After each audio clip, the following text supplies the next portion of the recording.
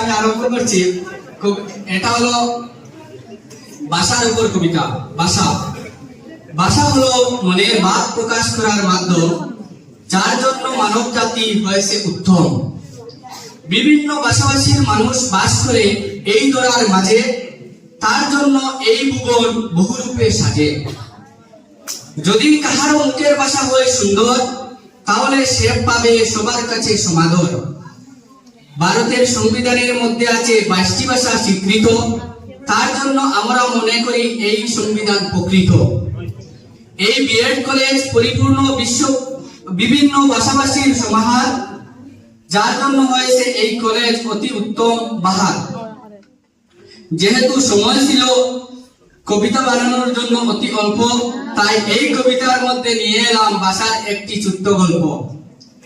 এই জীবনে শিক্ষা গ্রহণ করে বিভিন্ন ভাষা শিখে নেব, তবুও জীবনে মাতৃভাষাকে উত্তম স্থান দেব।